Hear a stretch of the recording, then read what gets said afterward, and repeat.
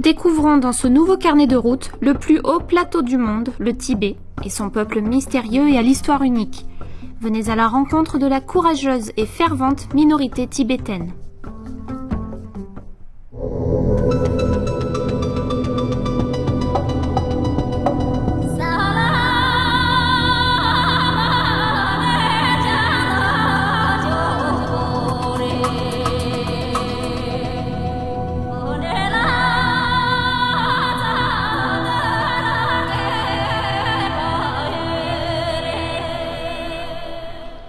Bienvenue dans cette édition spéciale de Carnet de route consacrée à la diversité culturelle de la Chine et à ses minorités ethniques. Parmi toutes les minorités qui peuplent la Chine, les Tibétains sont peut-être les plus mystérieux, et c'est la raison pour laquelle nous sommes aujourd'hui au Tibet. L'endroit où je me trouve en ce moment est d'ailleurs le berceau de la culture tibétaine. Ces montagnes qui m'entourent, ce plateau, c'est ici que tout a commencé. Préparez-vous à vivre une aventure unique. Bienvenue dans Carnet de route. Pour beaucoup, la région autonome du Tibet demeure un fantasme, une destination hors de portée. Pour d'autres, ce voyage est le rêve de toute une vie qui deviendra un jour réalité. Et pour d'autres encore, il s'agit d'une mission qui régit leur existence. Nous allons descendre le cours de la rivière Yalong depuis le berceau de la civilisation tibétaine, Shannan, pour rejoindre Linzhe, et irons jusqu'au cœur même du Tibet, sa capitale, Lhasa. Pendant notre voyage, nous serons accompagnés de touristes et de bouddhistes. Avec ses quelques 4000 mètres d'altitude, le Tibet est également appelé le toit du monde. Tous ceux qui se rendent au Tibet ont une raison personnelle à cela, que ce soit la découverte d'un monde inconnu ou la recherche spirituelle. La religion est le fondement de la culture tibétaine. Les premiers bouddhistes sont arrivés dans la région sous le règne de Songtsen Gampo au 7e siècle.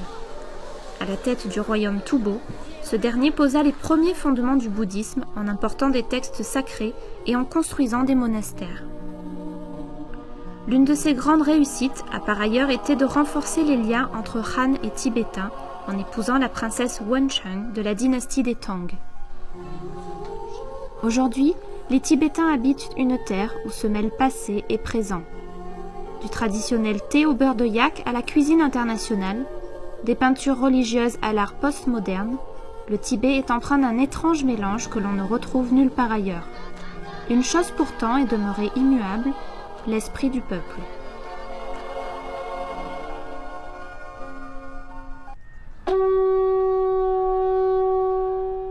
C'est à Shannan, le berceau de la culture tibétaine, que se dresse le premier palais construit par le premier roi du Tibet.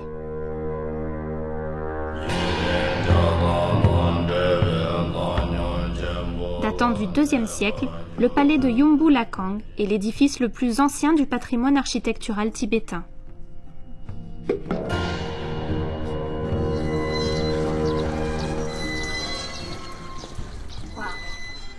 Regardez ces terres cultivables.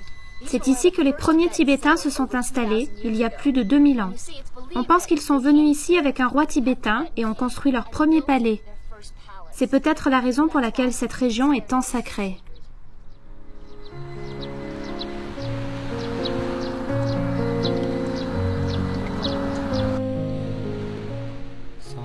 La légende raconte que les ancêtres originels des Tibétains étaient un singe sacré et une mortelle. Au cours des siècles, leurs descendants se sont multipliés et ont formé une tribu, puis ils ont fait de la vallée une terre agricole. Peu de temps après que le premier roi fut descendu des cieux sur la terre, les premiers textes sacrés tombèrent du ciel sur le toit de son palais. Originaire d'Inde, le bouddhisme se transmit au Tibet. Sakyamuni en est le maître fondateur. Aujourd'hui encore, les bouddhistes témoignent leur dévotion en récitant les sutras, en tournant les moulins à prière et en éclairant les lampes à huile au beurre de yak. Le palais de Yumbu Lakang, de forme géométrique, servit de modèle à bien d'autres édifices construits par la suite. Perché sur la montagne, juste en dessous des nuages et du soleil éclatant, cet imposant palais revêt quelque chose de magique et d'indescriptible.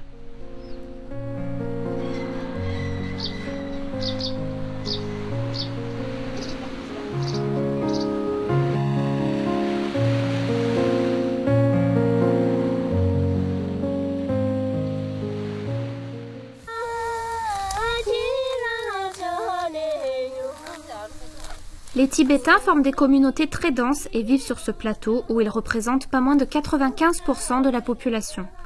Les températures très basses et l'oxygène insuffisant caractérisent l'environnement naturel rude dans lequel ils vivent. Pour ces agriculteurs et ces bergers, la culture de l'orge est de loin la plus importante et détermine leur mode de vie agricole.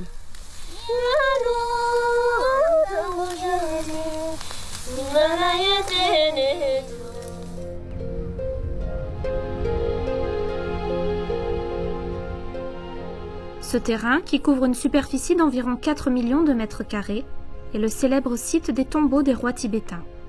C'est ici que repose, entre autres, Songtsan Gampo lui-même, ainsi que ses femmes et concubines. Les tombes sont recouvertes d'un monticule de terre et de pierre, mais leur sommet est plat. La région dans laquelle vivent les Tibétains est dotée d'un système fluvial très étendu et de grands lacs. Naturellement, les Tibétains ont appris à se déplacer et à naviguer sur ces cours d'eau. De manière traditionnelle, ils utilisent de petites embarcations fabriquées avec de la peau animale pour traverser les rivières. Bien qu'aujourd'hui les embarcations soient un peu plus modernes, les traversées n'en sont pas moins difficiles. Depuis une vingtaine de minutes environ, nous sommes coincés au milieu de la rivière. Car de manière surprenante, la rivière n'est pas plus profonde que ça. Regardez cet homme, il est obligé de pousser le bateau qui s'est enlisé dans le sable et nous nous dégageons tout doucement. Avec un peu de chance, nous reprendrons bientôt notre route.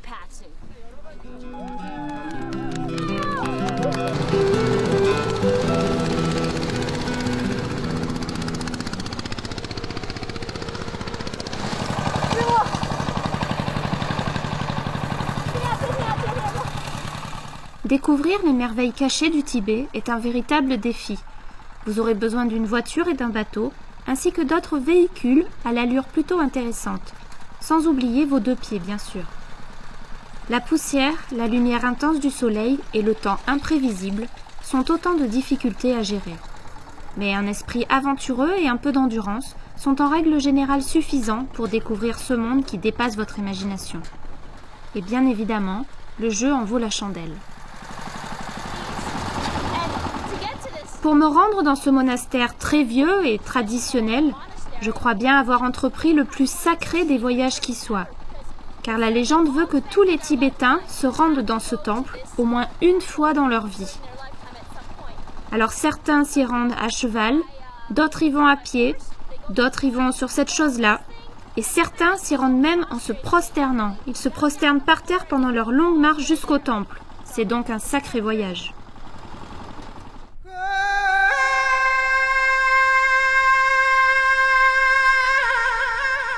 Édifié au 8e siècle, le monastère de Samye a été le tout premier monastère au Tibet.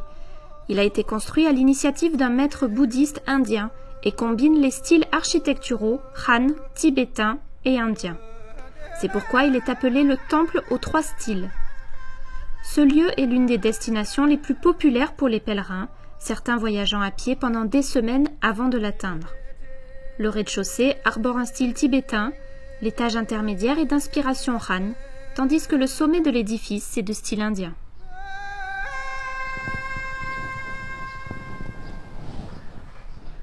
Le monastère de Samye est en partie réputé pour sa magnifique échelle, mais il est également célèbre pour être le plus ancien et le premier des monastères à rassembler 3 religions.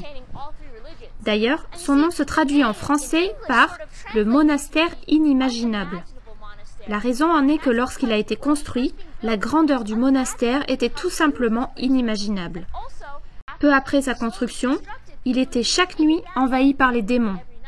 Mais miraculeusement, il demeure intact aujourd'hui encore.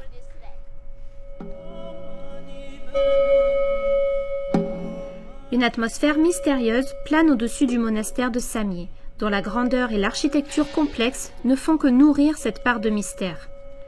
L'édifice est censé reproduire l'univers, comme l'indiquent les sutras. 4 tours, chacune d'une couleur différente, sont disposées aux 4 coins de la nef principale du temple. Elles symbolisent les 4 rois célestes qui, d'après la légende, protègent et bénissent le monastère. L'intérieur du monastère est vaste et coloré. De nombreux moines viennent y étudier.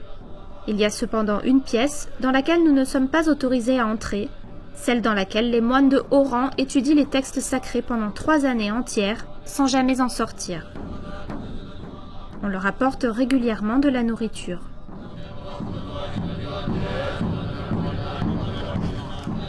Ici, les peintures murales sont très instructives. Celle-ci, par exemple, expose les règles du monastère.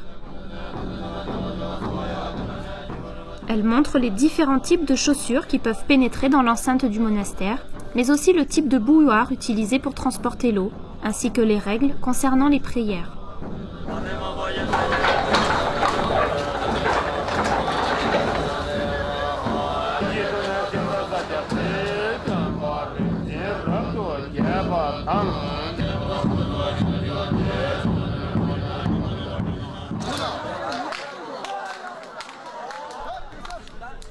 Débattre des textes sacrés bouddhiques est un rituel quotidien des moines.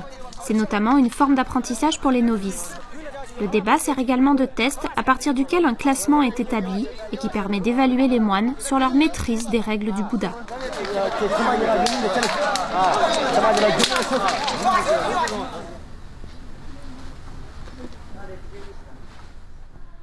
Il est un devoir pour les Tibétains du monde entier de venir visiter ce temple. Et si vous-même vous rendez ici, vous devez absolument venir prier devant cette porte. En fait, on dit qu'elle est la porte du paradis. Et si vous regardez à travers ce petit trou, ici, vous pourrez voir votre avenir. Je vais jeter un œil.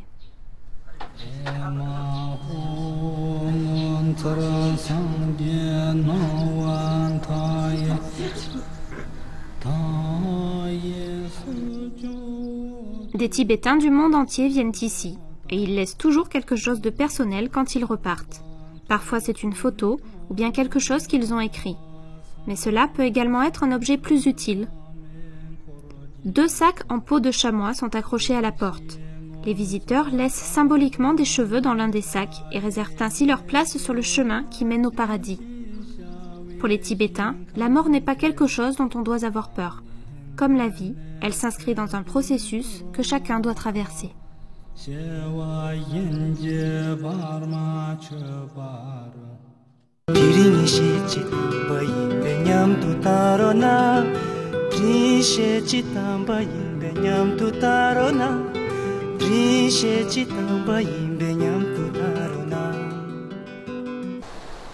Nous rejoignons à présent Linje, dans le sud-est tibétain, où l'altitude de 3000 mètres est nettement plus basse.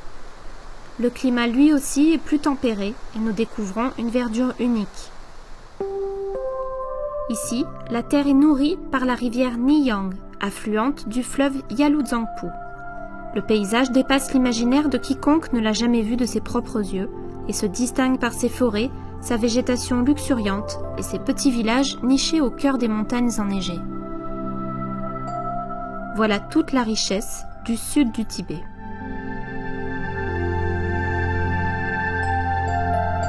Un lac sacré, le lac Basongtsuo, vient s'ajouter au paysage.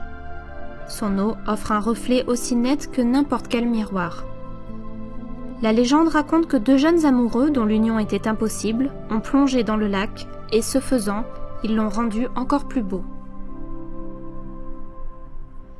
Cette région est également célèbre pour ses communautés exceptionnelles.